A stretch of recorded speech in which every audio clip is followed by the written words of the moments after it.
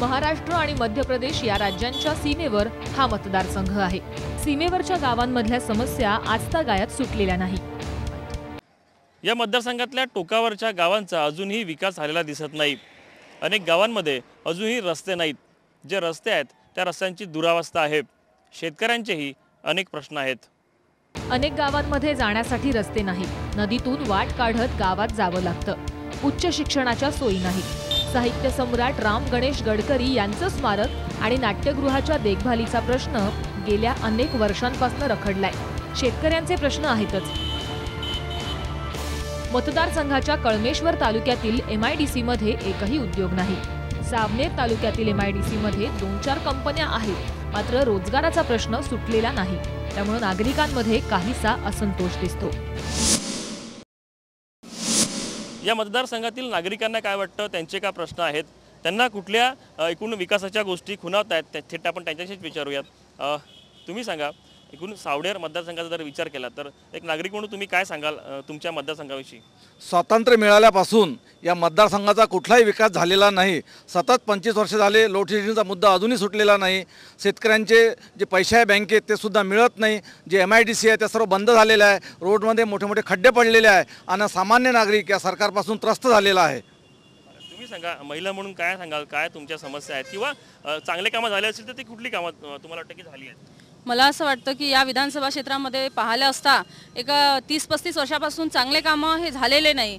परंतु मला असं वाटतं की यावेळी जर आमदार हा इकडे कळमेश्वर विधानसभा क्षेत्र सावनेर विधानसभा क्षेत्रातून जर निवडून आला, चांगले लोक जर या ठिकाणी निवडून आले तर मला वाटतं की या भागाचा निश्चित हा विकास होईल आणि महिलांवरील जे अन्याय अत्याचाराचं प्रमाण आहे ते कमी होईल असं मला या ठिकाणी वाटतं। तुम्ही सांगा, तुमच्या भागातले आमदार म्हणून तुम्ही समाधानी आहात का त्यांच्या एकूणच कार्यकाळापासून? बिलकुल नाही। गेल्या अनेक वर्षापासून या ठिकाणी जे विद्यमान आमदार आहेत ते सुडाचं आणि द्वेषभावनेचं राजकारण या ठिकाणी करतायत। या ठिकाणी औद्योगिक क्षेत्रामध्ये कुठलीही काही नवीन प्रगती नाही। जे कारखाने होते ते बंद पडलेले आहेत आणि कामगारांना सुद्धा या भागामध्ये न्याय नाही, शेतकऱ्यांना न्याय नाही असं चित्र या संपूर्ण विधानसभा क्षेत्रामध्ये आहे। आणि म्हणून निश्चितच या ठिकाणी भारतीय जनता पक्षाचा पुढच्या काळामध्ये आमदार निवडून येईल अशी मला या ठिकाणी ते नंतर कळेल भाजपा पक्षात येईल की काँग्रेसचा येईल। पण आता ज्या काका तुम्ही सांगा, एक नागरिक म्हणून तुम्हाला काय वाटतं, तुमच्या मतदारसंघाविषयी काय सांगाल? या मतदारसंघामध्ये अनेक पावसाळे आले। त्या पावसाळ्यामध्ये अनेक विद्यार्थी वाहून गेले। ठेंगणे पूल आहे ते उंच झाले नाही। अरुंद पूल आहे ते रुंद झाले नाही। पाटण सावंगीमध्ये 2 वर्षापूर्वी एक मुलगा वाहून गेला। वाघोड्यामध्ये 1-2 लोक वाहून गेले। त्या ठिकाणी आता WCLनी पूल उभारला। त्याचं श्रेय दुसरेच घेतात, परंतु WCLनी त्या ठिकाणी पुलाचं बांधकाम केलं। या भागातला शेतकरी खूप जंगली प्राण्यांनी त्रस्त आहे। रोज शेतकऱ्यांचं नुकसान करतात, डुकरं नुकसान करतात। याकडे सरकारचं लक्ष नाही। अनेक शेतकरी त्रस्त झाले आहेत, त्यांच्या पिकाचं अतोनात नुकसान झालं आहे। त्याच्यामुळं जंगली प्राण्यांचं कुठेतरी त्यांची अभयारण्यामध्ये व्यवस्था केली पाहिजे, तेव्हा शेतकरी त्या प्राण्याच्या नुकसानीपासून त्यांच्या याच्यापासून जे काही शेतकऱ्यांचं नुकसान आहे ते शेतकऱ्यांचं नुकसान थांबेल। याकडे शासनाचं आणि या भागातील आमदाराचं शेतकऱ्याकडे मुळीच लक्ष नाही। शेतकऱ्यांच्या प्रश्न यांनी मांडलेले आहेत। पण आपल्यासोबत परत महिला आहेत। तुम्ही सांगा, महिला म्हणून काय वाटतं तुम्हाला, तुमचा मतदारसंघ महिलाच्या दृष्टिकोनातून सुरक्षित आहे का? महिला म्हणून तुम्हाला काय वाटतं एकूण या मतदारसंघाविषयी? महिला म्हणून मला असंच वाटतं की खूप असं सुरक्षित नाही आहे आमचा महिला हा।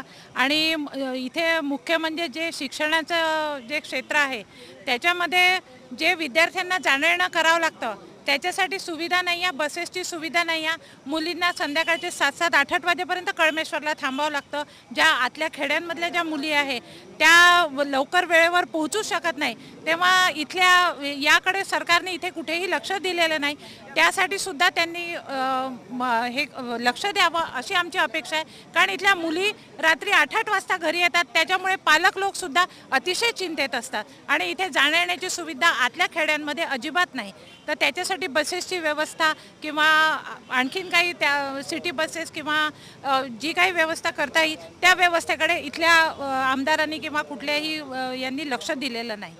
महिलांच्या सुरक्षेचा प्रश्न तुम्ही मांडलेला आहे। तुम्ही सांगा, काय सांगाल एकूण मतदारसंघाच्या विकास कामासंदर्भात किंवा कुठले प्रलंबित असतील विषय त्या संदर्भात? आपल्या इथे आपल्या या ग्रामीण भागामध्ये काही शेतकरी त्रस्त झाले आहे. त्यांच्याविषयी आमदाराचं कुठलंही लक्ष नाही आहे. त्यांनी त्या बाबतीत लक्ष ठेवायला पाहिजे. येत्या काळामध्ये गरिबी आणि काही त्या मुली ज्या बाहेर हत्याचार होत आहे त्याच्यामध्ये सुरक्षित लक्ष नाही ठिकाणी त्यासाठी आपल्यासोबत काही तरुण पण आहेत. एक तरुण म्हणून तुम्ही काय सांगाल तुमच्या मतदारसंघाविषयी? बेरोजगारीचा विषय, रोजगाराचा विषय असेल किंवा उद्योगधंद्याचा विषय असेल, शिक्षणाचा विषय असेल, काय सांगाल संदर्भात? सर्वात प्रथम की कळमे शहर हे एक औद्योगिक क्षेत्र आहे. ह्या औद्योगिक क्षेत्रात स्थानिकांना कोणते प्राधान्य देत नाही. युवकांच्या हाताला काम नाही आहे. सर्वात मोठा एक प्रश्न म्हणजे युवक कुठंतरी हा भटकत आहे आणि इथचे स्थानिक आमदार हा प्रश्नावर कोणत्याही प्रकारची अंमलबजावणी करत नाही. तुम्ही सांगा, काय सांगा? आमचे विधानसभा क्षेत्र हे अतिशय मागासलेलं क्षेत्र आहे. कोणताही विकास या क्षेत्रामध्ये झालेला नाही आणि आमच्या क्षेत्राचे आमदार हे निष्क्रिय आमदार आहे. यांनी आमच्या विधानसभा क्षेत्राचा एकही प्रश्न अजून विधान परिषद मांडला नाही किंवा आम्ही त्यांना विधान परिषद मांडतानाही पाहिला नाही. हे निष्क्रिय आमदार आहे. आमच्या विधानसभा क्षेत्रामध्ये फक्त भांडणं वाढवायचे आणि याचे त्याचे कॅन्डिडेट उतरून वादग्रस्त वातावरण निर्माण करायचं काम आतापर्यंत ह्या काँग्रेसच्या आमदारांनी आमच्या विधानसभा क्षेत्रात केलं आहे आणि याच्यापासून पूर्ण जनता त्रस्त आहे. शेतकरी तर अतिशय त्रस्त आहे, कारण शेतकऱ्याचे विषय, शेतकऱ्याची जे डिस्ट्रिक्ट बँक होती हे पूर्ण डुबून टाकले. शेतकऱ्यांना पैसा मिळत नाही, पेरणीसाठी पैसा मिळाला नाही. निसर्ग शेतकऱ्यावर कोपला आहे. वरून ह्या आमदाराची अशी दशा, त्यामुळे शेतकरी आमच्या क्षेत्राचा पूर्ण त्रस्त आहे. म्हणून विधानसभा क्षेत्र यावेळेस त्या आमदाराच्या पूर्णतः विरोधात आहे. एकूणच या सगळ्या नागरिकांनी आमदाराच्या विरोधामध्ये कुठे नाराजी व्यक्त केलेली आहे. शेतकऱ्यांचे प्रश्न आहेत, महिलांचे प्रश्न आहेत, तरुणांचे प्रश्न आहेत. हे सगळे प्रश्न सुटले नाहीत, ते सुटायला हवे होते अशा काहीशा भावना या सगळ्या नागरिकांनी व्यक्त केल्या आहेत.